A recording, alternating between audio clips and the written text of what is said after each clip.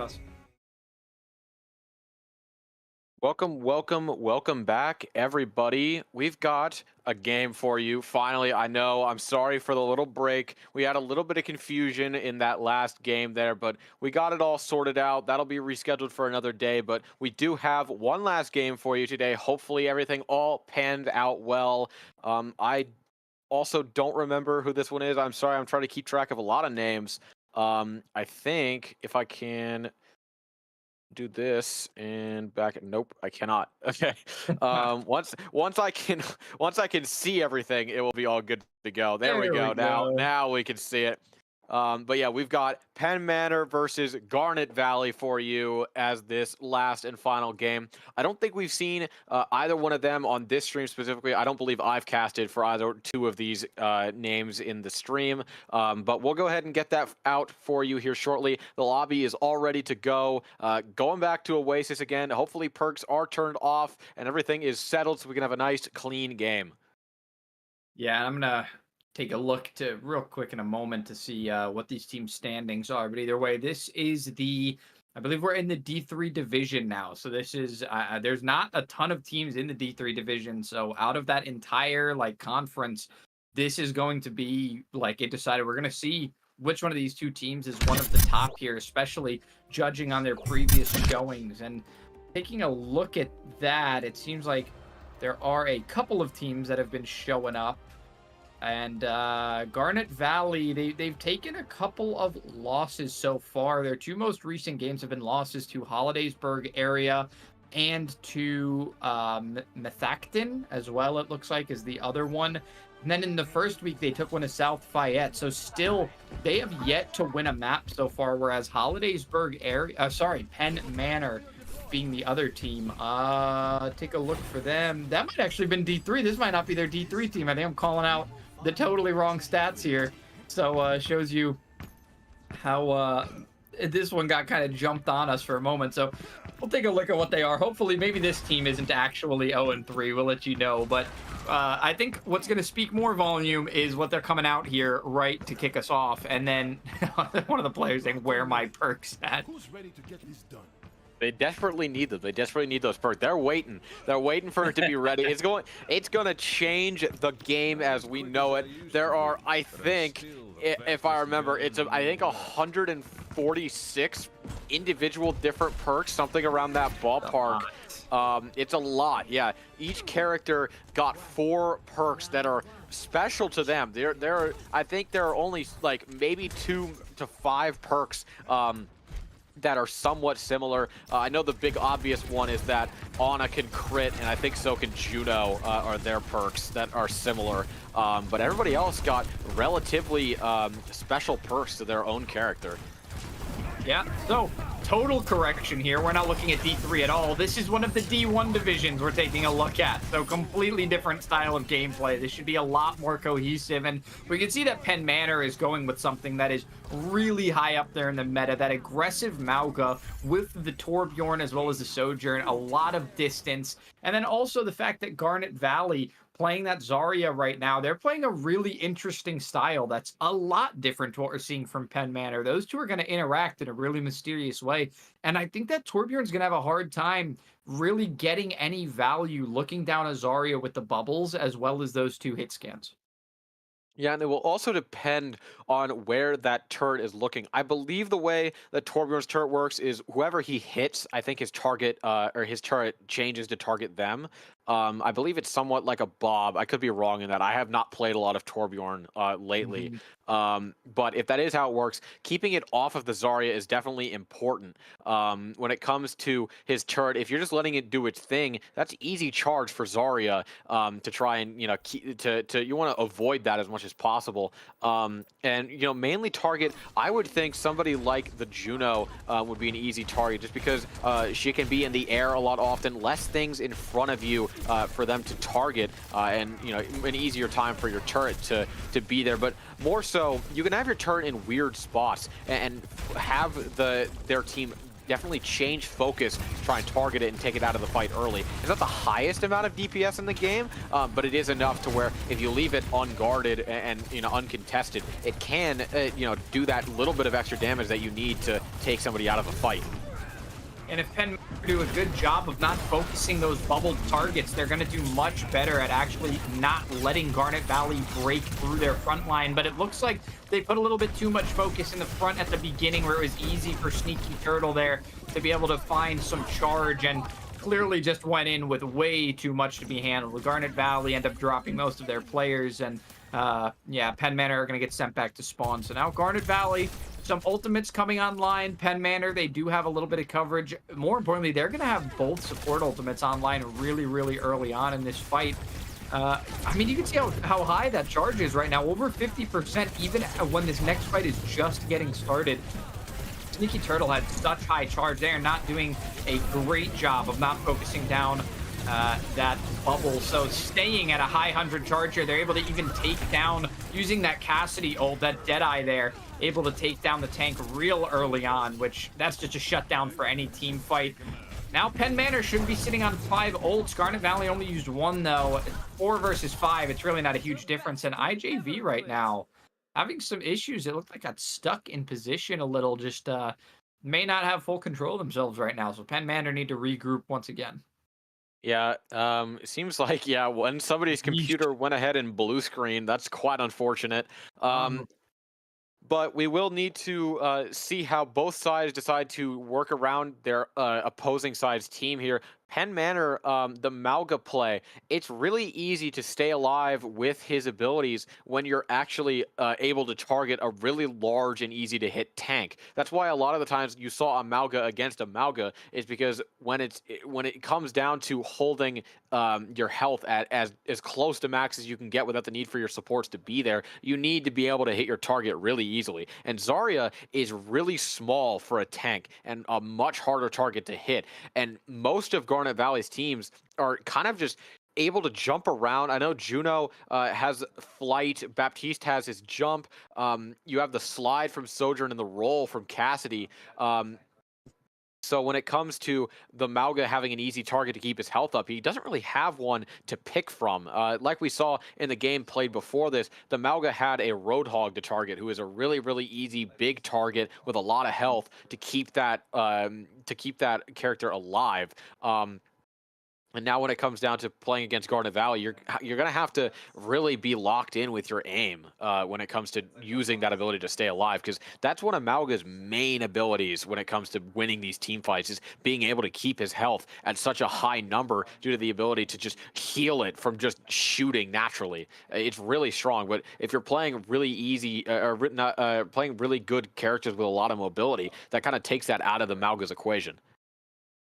Yeah, and if you think about the one target that doesn't have extra mobility, it's one that Malgo really does not want to be focusing with those chain guns. And that's, of course, the Zarya, who can easily bubble herself twice in a row to get really high charge. And then you're getting rid of that easy survivability on Malgo. One of the things you just mentioned makes him so popular of a pick is the fact that you can just keep pumping heals into him, force him in the front line, play some distanced DPS that can't be focused down easily, and you've got a frontliner that can soak up the damage of almost an entire team.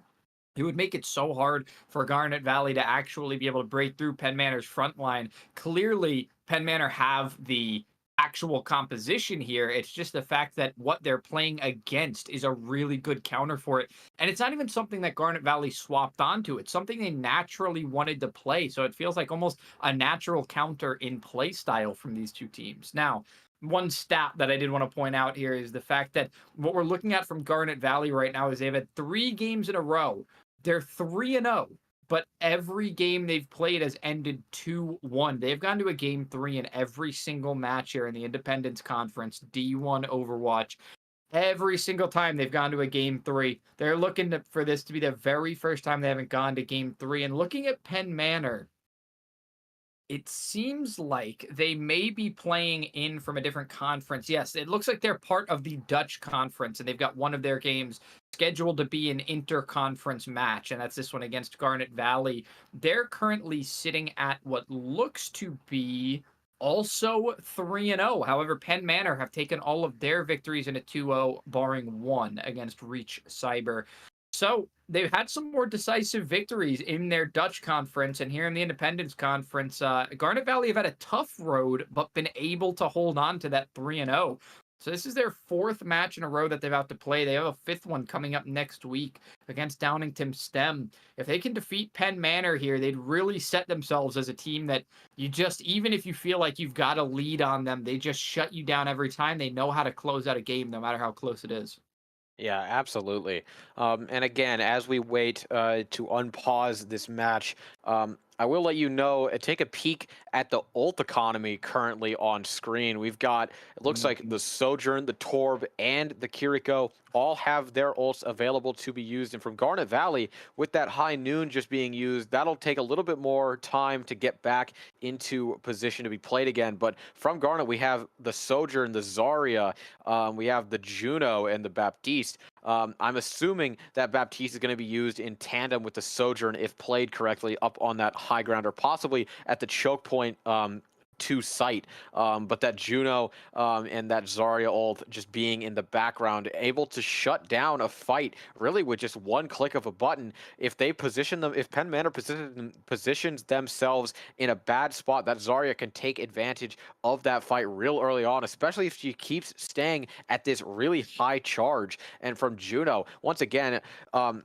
Satellite Vector is just so strong at holding down a push at all. If they make any forward momentum, you can just press one button and immediately just recuperate whatever was lost in an instant.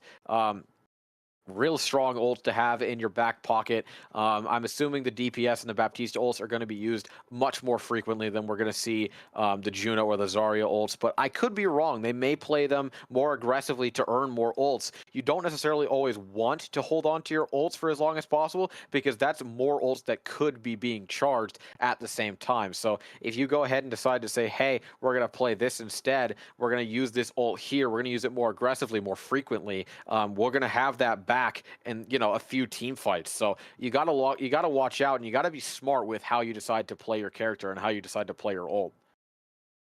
Yeah, and unfortunately, because of IJV's disconnect here, although they will be going back onto that Lucio, that ult economy for Penn Manor has taken a little bit of a shot. It'll go all the way back down to 0 for IJV here. We're going to be getting right back into it just about now. Looks like we are unpausing this match, so we should be heading into it. Penn Manor are on the reset. They were resetting following a fight that IJV was not able to be a part of with the team. And we're about even here, almost 50% to 50% on that point. This could be a really big fight. Playing the defense for a last team fight to win is always an advantage that you want to have. Already having that possession of the points. Zebra Girl does get shut down really quickly by Naito there. It's a decent ultimate from Sneaky Turtle, but not nearly enough to overwhelm the entire rest of the team. Nikto here trying to be the hero, but IJV eventually does take them down, and it looks like Intel was the only one to survive. Every ultimate from Garnet Valley was committed in that fight besides Mads, and they come out of it with, I mean, very few kills, and now if Penn Manor can defend this one, we're looking at them holding for a last fight. Yeah, and with that charge from Zarya now being reduced back to 0, she's going to have to hope that she can get back to where she was once before. And now with both bubbles already out of the fight there, she's not really going to be able to push up as much as she would like to, with as much charge as she would like to have. So we're going to go ahead and see what Garnet Valley decides to do as they try to push back onto site here. But a lot of what Penn Manor is doing is just simply shutting down every possible, forward momentum that they could build, because that Mauga is so hard to push into. But here comes the Baptiste ult.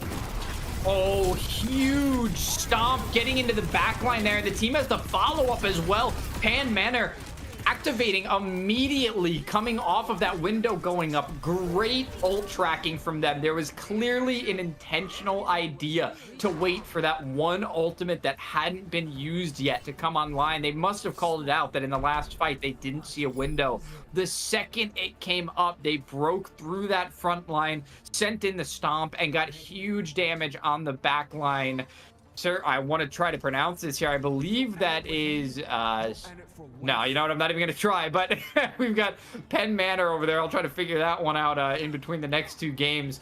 Their tank player swapping now onto the Hazard after such a good performance on Malga. If you could show up that big and understand a character so well, and then be comfortable enough to actually swap off of it, that shows a lot of depth in your team that should help you go really far. Now it's Penn Manor with a really nice dive-looking composition. Yeah, and I think that name, I could be butchering this, is pronounced Seguru Gato. I could be very wrong. I'm just putting it together. It's also possible that it's Sugar You Ghetto, but just spelled really weird. But we'll go ahead and see if we get corrected anywhere anytime soon. But from Garnet Valley, we're seeing the Doomfist come out. That's going to be definitely an interesting pick. I don't think I've seen a Doomfist played in at least not in this competitive setting yet. So that'll be interesting to see. From Penn Manor, we got the Genji. Actually, on both sides, we have the Genji, and one of them falls early on. Yeah, that'll be big Jiffer going down really quick. Attempted to get the punch onto Seguru there and get him off the map, and it's not going to happen. They were split for a moment, but a really nice lunge back to the team defending that back line, but they're bottlenecked here in this corner. They're really stuck. Seguru has been taking a ton of damage for the team, and they've actually been able to get a little bit of damage out. So these players need to not break up. Zebra Girl goes down in time for Garnet Valley to keep the advantage here, but they have to start getting down on some of these DPS as well. Both of them have survived. They're both so mobile. They can keep away. And now you have to get these executions as the Doomfist. Finally, they do shut down Shunem. But it's back and forth, and it really shouldn't have been. Garnet Valley had Penn Manor in a position where they should have been able to close them in and take them down one by one, especially those squishies. Seguru just doing way too good of a job defending that back line, and now getting aggressive and finding the kills as well. This is a player with multiple talents. You can see why they'd swap off of something that they did so well on, like that Malga that they played to choose that Hazard instead. Clearly, this is something else that they're very talented on. Yeah, when you come to see what a very strong Hazard can do, it's really detrimental to the opposing team that they need to be able to fight against it. And right now, the Doomfist is trying to do what a Hazard can do, and it's just not working out as well in their favor. That Doomfist is not able to find the kills that he wants to onto the squishies, or those squishies are just having too much momentum to their name that they're just not able to find anything on them. And here comes the rain. They end up finding three, I believe. Incredibly played well there, and they're just going to shut the rest of them down, although Big Jiffer does end up falling, and Meteor Strike comes out, although I don't think it's going to get too much value. Does end up finding the Tracer here, but again, with the rest of their team not able to back him up, it's just going to be another team wipe for them and more progress for Penn Manor on the board. Yeah, Seguru right now, I'm having trouble saying that name once again, but Seguru right now doing a really great job of almost playing like a dive DPS, going for backline flanks. That's not something you'll see a tank do very often. Bolts from the backline and gets huge value out of it. A really nice job also playing defensively there, cutting off an entryway and actually a little bit of an exit there. Sneaky Turtles made the swap onto the Hazard, identifying that it's just a stronger option with all these mobile DPS that Penn Manor have that are so hard to find executions onto. It's almost a mirror now. Jumpy Chicken does pull out that Dragon Blade, having some good success with it so far, finding a few eliminations, but there are trades back. There are answers. Jumpy Chicken trying to be the hero right now. It looks to be a 2v2 on the point. The beat goes down for Mad and IJF, but it looks like only one of those is going to be useful. A great wall being put up by Seguru. This is a player right here who understands Hazard. A lot of players are good with Hazard simply because Hazard is good. This is a player that actually understands the ins and outs of this hero. And now just the Tracer can test that point, is going to go ahead and fall, and the rest of Garnet Valley not going to be able to make it there in time. Game one is going to go to Penn Manor. They played that beautifully, and I am absolutely positive that the play of the game is going to go to that. Oh no, I thought it was going to be the Hazard. That's I think I know where this was though. This was right as the Kitsune rush goes in. It was I do like to, I want to examine this play a little bit as we see it though. We see the we see them go in and place down that ultimate, the cage that locks him in, and then the Torbjorn uses his ult in the cage, so they have nowhere to go. They're just taking constant damage from both ults. It was comboed very well, but that Sojourn just had basically a perfect line of sight on the rest of Garnet Valley's team there, or on the rest of Penn Manor's team, and was able to shut that down very well. Yeah, that Torbjorn has been so useful for a lot of different ultimate combinations. Being able to lay down that lava mat while any tank ult really gets the rest of the team stuck in place. The entire enemy squad gets stuck in their spot. You lay down that mat in a small area, and it's going to be really difficult for them to get out. So very clear why they chose that combination, and really good job from Penn Manor being able to flex onto different comps when the map calls for it. We saw them play something really stable where you're protecting your back line and trying not to get dove on. And then we watched them switch it right into a modern dive with a lot of that high mobility. And it almost seemed like they performed better on it, truthfully. So it's really interesting that they go map by map with the compositions they think will work better and had success on both. As we mentioned earlier, though, Garnet Valley here, they are the 2-1 team. This is something that has happened to them many times before. They know how to play from being down one, and there's absolutely still a chance for them to get back into this one. Who knows? Maybe they just don't like control that much. It's possible. I mean, control is also definitely dependent on how well you can play together as a full team. When it comes to something like push, you can have your team split up and separated. You are, again, playing together as a team, but not necessarily as a group. So you have these off angles that you can play, but in something like a control, everybody is always in the same place. Either it be a little bit off of the point to the left or right, playing on the point together. It's a lot of different group play and less of being able to play either as like a duo with either support and a DPS while the rest play on the site, or more when it comes down to it, just playing, alone and going for those little off angles and picks. We saw that earlier today with the Reaper on the push map. The Reaper was going for these. The same thing with the Soldier, both DPS actually. We saw, actually, it was the same thing with the Cassidy as well. A lot of the DPS were actually playing alone. We saw that when it came down to their ults majority of the time. It was the Soldier ult in the back line, the Reaper ult from high ground, and the Cassidy ult. It was, while in front of them, it was more of a solo ult. There wasn't much to pair it with. So a lot of what we saw on these push maps were much, much closer to what we see in kind of like a solo play. But now as we get into the next map here, we have Colosseo. We'll see what the comps end up looking like. Yeah, and we are playing on that Colosseo with the glass removed, so no more hiding around the side. You could be dove from anywhere. You can cut off all of those points that those mobile heroes try to get around. No more glass in the center anymore. You have to play that one as straight up as you possibly can. All chance of confrontation. Really interesting here, though. Garnet Valley going to go back to that Zarya, this time with a really different looking comp. The Bastion has been getting a little bit of popularity in the back line of the Colosseo, especially in the early game. With perks being introduced, that's died down a bit because of the fact that you're trying to make as few switches as possible. So you don't want to play for just the center point early on and then have to swap your hero. The Genji, I can understand wanting to take a lot of those bubbles, get in deep, and then try to eat up some of that damage and take care of that back line. But I mean, Penn Manor, they do have a very mobile backline that are going to be difficult to dive. I don't see anything that's going to be easy to get and execute on here. Yeah.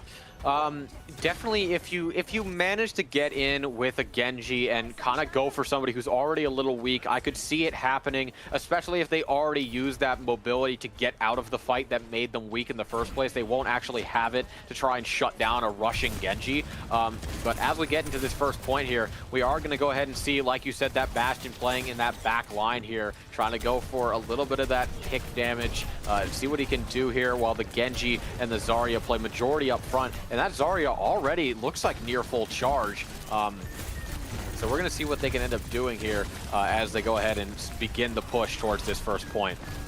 Yeah, even with Hazard trying to block there, it's still not enough. I mean, that Bastion puts out so much damage in turret form. It was really well timed. Funem ends up getting execution. The backline is still trying to go for more. Gets the easy target, Nikto there.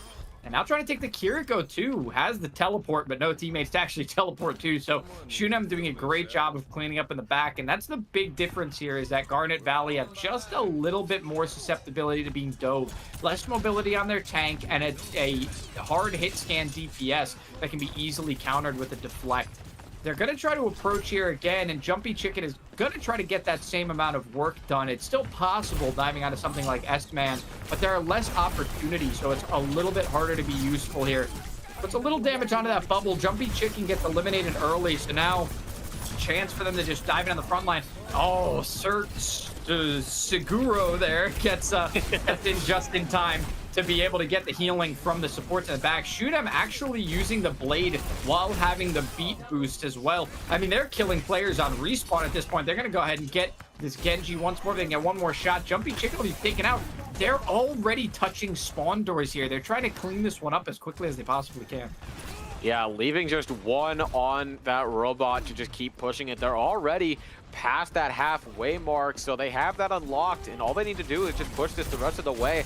Not too much contestion coming out from Garnet Valley, but now with Kitsune Rush being able to be used, we are going to see what happens there, but unfortunately that Moira falls. Well placed dive there from the hazard, and again with Kitsune Rush now coming out, the rest of Garnet Valley is just falling, and there they go. That's a full TK. All they have to do is push this a little bit further. That's already past the halfway point of the halfway point. I should have just said 75%, but we're gonna make it a little bit more fancy here. But this is now getting closer to final fight territory. If they let this go any further, we're going to see what ends up happening. A little bit of an off-angle rain comes out. It finds one as Shunem comes in to clean up.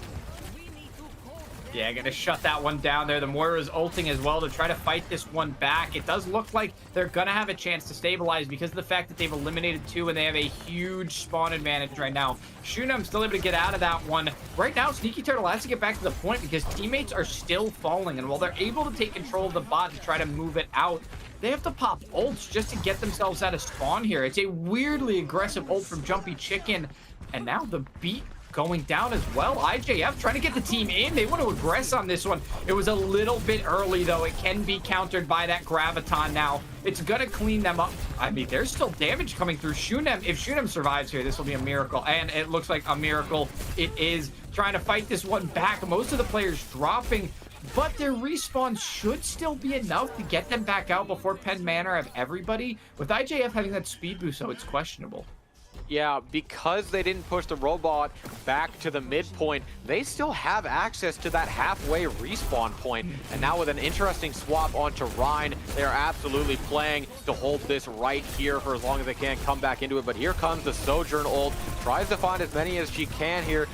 That Reinhardt shield, though, being a very good way to block that off, and she does end up falling, but out comes the Genji ult as well, and now it looks like this is going to be it. Just the Reinhardt to contest this, and they're just going to push this forward. He falls, and that will be game 2 going to Penn Manor. Well played. Yeah, Penn Manor absolutely destructive against Garnet Valley. They didn't give them a chance to keep themselves alive in this one. Garnet Valley didn't get to take a single millimeter on this map. And Shunem, with the really early game play of the game here, this one you can see still at the beginning, finds intel in the back, gets the refresh on that slash, finds the easy target in the Bastion, the one you always want to go for. That poor lonely Kiriko gets cleaned up. So a really, really nice play. They got that map started off, and then they just snowballed from that point on, rolled through the rest of the map. Very few chances for Garnet Valley to look like they were going to come back into it. But even in really questionable fights taken by Penn Manor, somehow Penn Manor still managed to win them out and get themselves in a position to close out the map.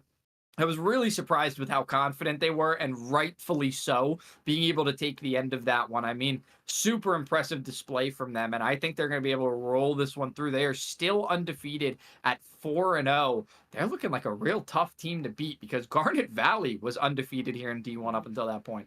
Yeah, I mean, you put two beasts up against each other. One of them has to come out on top. This time around, it was Penn Manor, but Garnet Valley definitely not out of the contention yet. They definitely put up a good show in terms of their current bracket. So they've done well in their weeks. Just got shut down, unfortunately, by a better team, but they're gonna definitely be able to learn from that, come at it with a new mindset, possibly come at it with a new comp to play around Penn Manor next time because they know their strong suits now. So as we go further into the weeks, we might see them again paired against each other once again. But I'm definitely excited to see what else we have in these next upcoming weeks. And I hope you're just excited as me because that's all we have for you today. I believe we do not have a fourth game. I'm sorry that we didn't have the second game, but things happen. A little bit of technical difficulties caused that not to come to fruition. But we did have this good game for you. We had the first game, and we will go ahead and see you next week as well. Thank you.